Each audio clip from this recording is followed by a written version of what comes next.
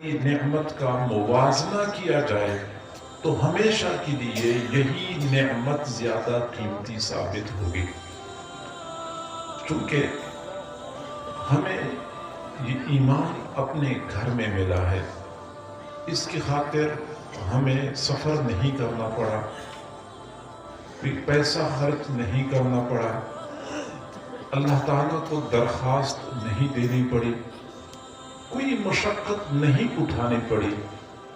گھر میں ملی ہوئی نعمت کی قدر و قیمت کا بندے کو اندازہ نہیں ہوتا۔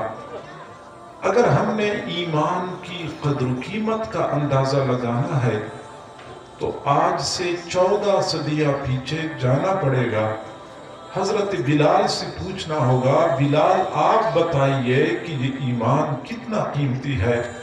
حضرت بلال صحیح بتا سکتے ہیں کیونکہ انہوں نے ایمان کی بھاری قیمت چکائی تھی۔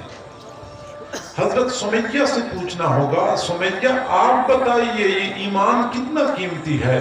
حضرت سمیہ ایمان کی قیمت کا صحیح تجزیہ کر سکتی ہیں کیونکہ انہوں نے ایمان کی خاطر اپنی جان کا نذرانہ پیش کیا تھا۔ مفت میں ملی ہوئی نعمت کی قدر و قیمت کا ہمیں احساس نہیں ہے۔ اور معزز سامعین، یہ بھی ایک حقیقت ہے کہ یہ ایمان مال پیسے کی بدولت حاصل نہیں کیا جا سکتا۔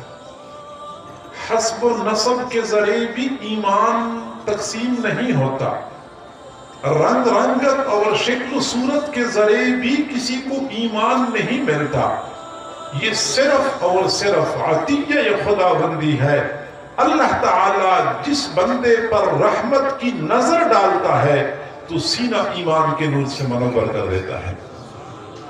حضرت بلال رضی اللہ تعالیٰ عنہ فرمایا کرتے تھے، پاک ہے وہ پروردگار، پاک ہے وہ پروردگار جس نے ایمان کی تقسیم کو اپنے قبضے میں رکھا ہے۔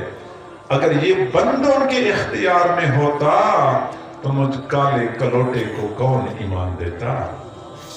حقیقت یہی ہے، حضور صلی اللہ علیہ وسلم کے شہر میں رہنے والے، قریش جیسے اعلیٰ خاندان سے تعلق رکھنے والے، حضور صلی اللہ علیہ وسلم کی مبارک چہرے کا بارہا دیدار کرنے والے، آپ صلی اللہ علیہ وسلم کی زبان فیض ترجمان سے براہ راست دین کی دعوت سننے والے ابو جہل اور ابو لہب کے بارے میں اللہ کو منظور نہیں تھا، وہ ایمان سے محروم چلے گئے، جبکہ اس کے بالمقابل اللہ رب العزت کی رحمت کی نظر پڑی تو حبشہ سے لائے گئے ایک کالے غلام کو اللہ نے ایمان کی دولت سے مالا مال فرما دی۔ حضور صلی اللہ علیہ وسلم معراج سے واپس تشریف لائے، دن کے وقت ابو جہل سے ملاقات ہوئی، فرمایا میں رات کے وقت مسجد اقصی گیا ہوا تھا، پھر میں آسمانوں پہ گیا، انبیاء سے ملاقاتی ہوئی، اللہ رب العزت سے ہم کلامی کا شرف حاصل ہوا، میں نے جنت کے مناظر دیکھے، اور پھر میں واپس آیا، ابھی رات باقی تھی۔ ابو جہل نے کہا ہے کوئی ماننے والی بات، اتنی غیر معقول بات کی ہے، اتنی غیر معقول بات تو اگر اس کے پرانے دوست ابو بکر کے سامنے بھی کہہ دی جائے تو وہ بھی انکار کر لے گا۔ چنانچہ ابو جہل اسی امید پہ بھاگا حضرت سیدنا صدیق اکبر کے دروازے پہ پہنچا، دروازہ کھٹکھٹایا، آپ باہر تشریف لائے۔ ابو جہل نے کہا کہ پتہ ہے آپ کو آپ کے دوست نے کیا کہا ہے؟ اچھا کیا کہا ہے؟ تو ابو جہل نے کہا آپ کا دوست کہتا ہے کہ میں رات کے وقت مسجد اقصی گیا ہوا تھا، پھر آسمانوں پہ چلا گیا، انبیاء سے ملاقات ہوئی، اللہ سے ملاقات ہوئی، جنت کے مناظر دیکھے، ہے کوئی ماننے والی بات، کوئی عقل تسلیم کرتی ہے؟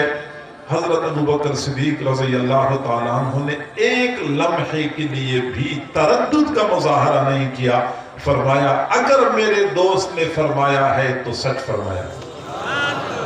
ابو جہل نے رسول اللہ کی زبانی سنا، انکار کر لیا، حضرت ابو بکر صدیق نے ابو جہل کی زبانی سنا تو تسلیم کر لیا۔ ایمان یہ تسلیم اور اعتماد یہ سعادت مند لوگوں کو نصیب ہوتا ہے۔